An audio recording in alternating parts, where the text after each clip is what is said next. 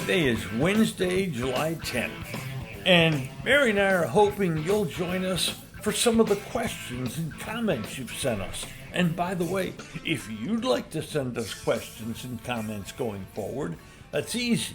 Just send them to @NormsClubhouse. @NormsClubhouse on X. That used to be Twitter. See how much technological knowledge I'm gaining these days? You're amazing. You're amazing. All right, let's. And now, a word from our title sponsor. Are all financial advisors fiduciaries? Fewer than you think. Not knowing could reduce your lifestyle. Hi, I'm Mitch Kramer, founder and CEO of Fluent Financial. A fiduciary is a regulatory term to reduce conflicts of interest in wealth management. A fiduciary always works in your best interest.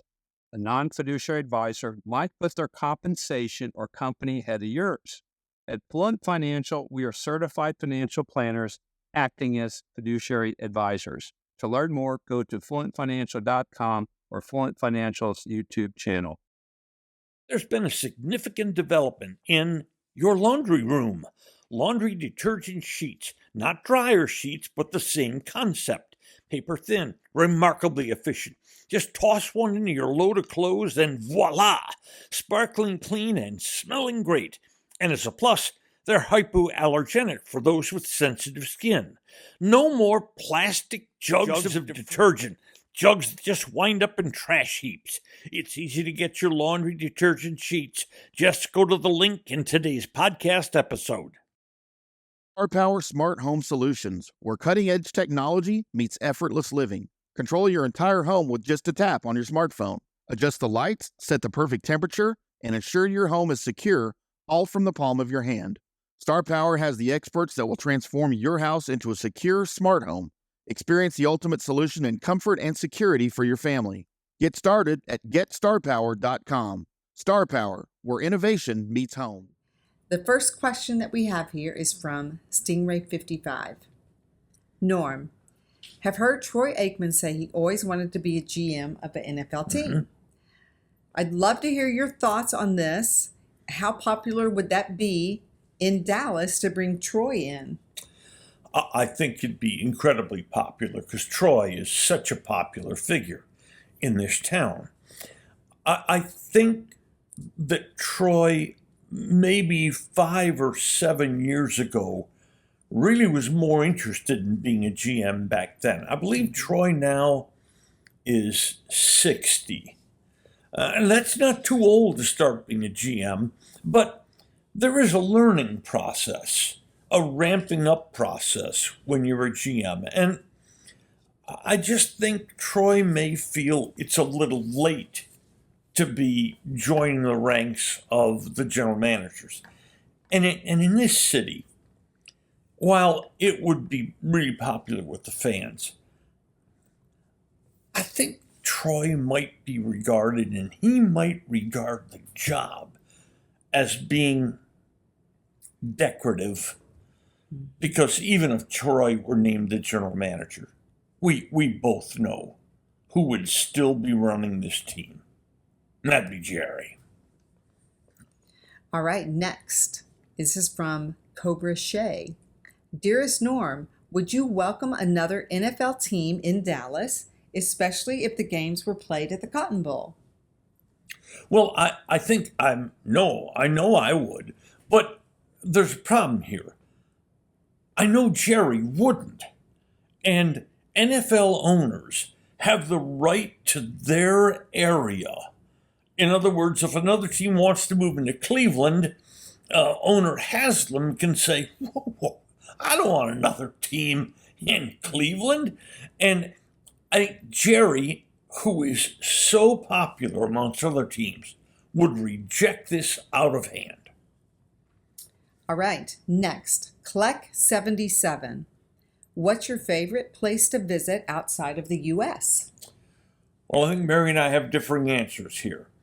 Mine is New Zealand. I've been to New Zealand 8 times now. I've spent pretty close to 3 months of my life in New Zealand. That's where Mary and I honeymooned. That's where we had our second honeymoon. Mm-hmm. I love New Zealand. But I know Mary has some other places she also loves. Yes, I love Italy for sure. That's one of my choices. And also, I love Nicaragua. Oh, northern Italy is the part of the Italy we love, at Tuscany and even further north. And there's a place in Nicaragua. Feels like home, doesn't it? Oh, it's our home away from home. Yes. Yeah, we've told you about the place, Macul, Mukul. Just Google it, Macul. All right. Next, this is from Jerome Class. Norm, do you think the Cowboys will win another Super Bowl before the death of Jerry? Well, this is a bit of a touchy subject. When is Jerry going to die is the next question. He's 82 now. I'm not going to catch Jerry in age, though I think he may be an older 82 than I am an old 80, okay? Jerry's had some he's had some hard days and months and years in that life of his. But okay, let's for the sake of answering the question, guess that Jerry lives 8 more years. My concern is what this team looks like in the next few years. Who's the quarterback? Does Jerry pay $55, $60 million a year for Dak to continue being a quarterback well into his 30s? And Jerry didn't have the salary cap money to make the improvements this offseason they needed to make.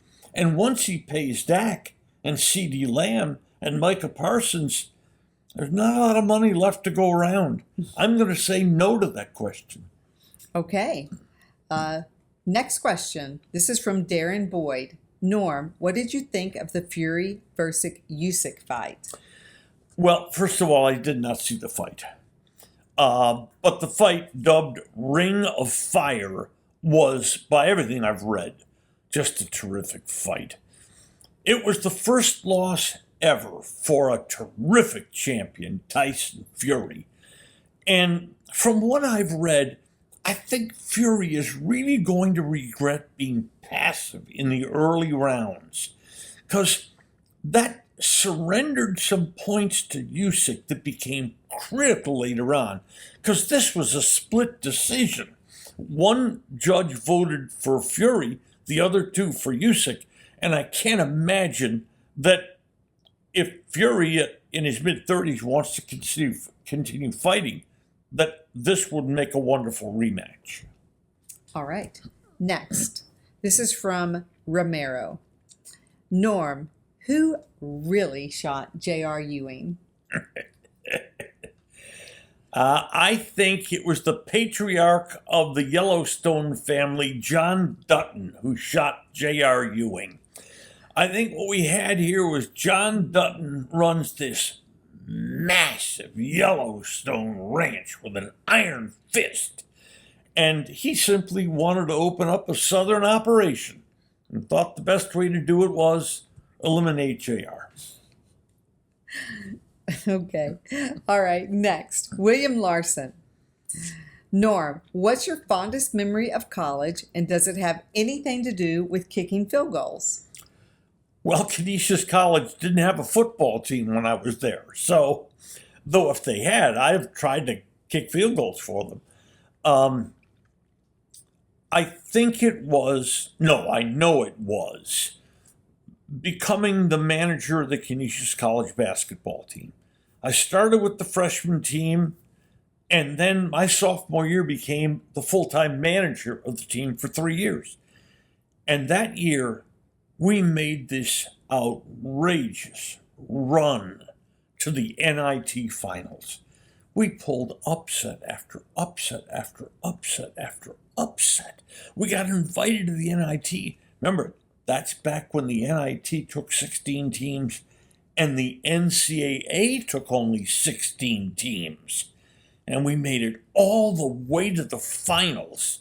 This scrappy little team with no one over 6'5". Now we lost, but it was a dream season. Okay, next. This is from Zen to Zen. Norm, Who is the most impressive human being you've ever met? Besides Mary? Uh, geez.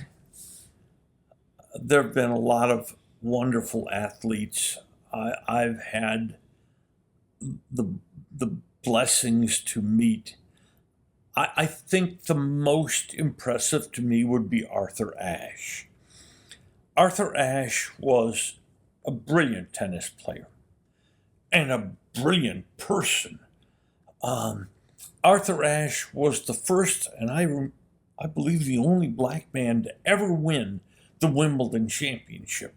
But he was so much more than that. Arthur used his life for all sorts of causes.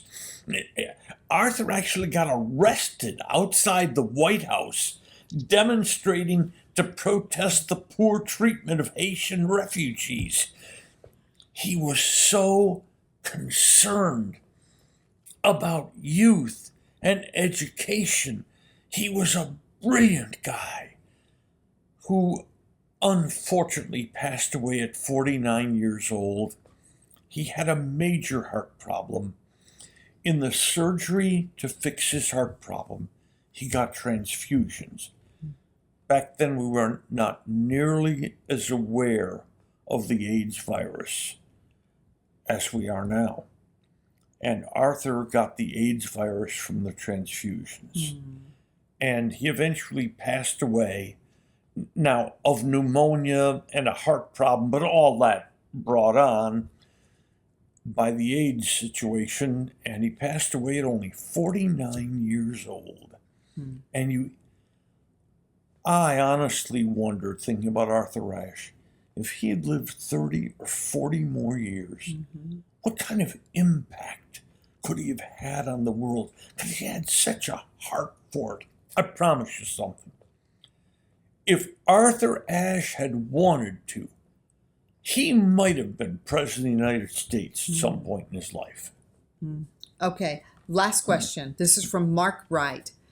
What made you fall in love with traveling all over the world? And was there a particular trip early on that got you hooked on international travel? Well, let's see. The first answer is pretty easy. I was born in Dunkirk, New York. Mary's been there. Dunkirk used to be 15,000, and now it's 12,000. If that tells you something about the direction of the city. But it's a wonderful little town, isn't it? Oh, yeah. Great I little loved town. it. Yes. Yeah, lovely little town. But my dad was a bartender, and my mom worked in a laundry, and they each worked 6 days a week. So we had only 1 day a week to go someplace. So that meant a trip to Finger Lakes Raceway in Canandaigua, New York, maybe 2 hours to the east, or a drive maybe about the same distance to the west to a place called Conneaut Lake, where they had a sort of carnival area. But those were our trips.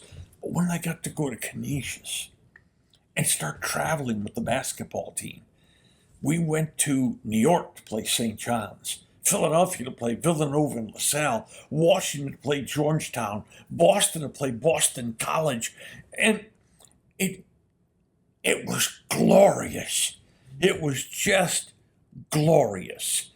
And if I think there were a first international trip, it might have been thanks to the Cowboys, of all things.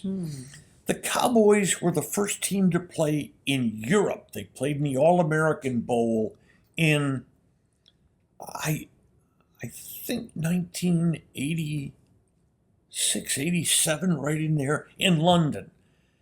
And oh, that was glorious. And I've loved it ever since. And by the way, she loves it too. Absolutely, yeah. Traveling is so fun. It is. It's so much fun. Hey, thank you for the questions. Thank you, babe. Of course, you're welcome. And send some more comments, questions to @Norm's Clubhouse at X. Today's episode brought to you by Fluent Financial, Retire Sooner, Better Lifestyle, and by Star Power, Love where you live. Just Wondering is a production of DSP Media for FanStream Sports. You can find Norm's show along with other great programming at fanstreamsports.com. Thank you for listening to today's episode. If you enjoyed it, hit follow. And every weekday, a fresh new episode of Just Wondering will be delivered right to you. And if you enjoy this podcast, please share it with a friend. Finally, should you have questions or comments, please share them with us by going to X and our address at Norm's Clubhouse. That's Just Wondering with Norm Hitzges. And every day, I'll be just wondering about something. And I'm Mary Hitchkus, and I'm just wondering too.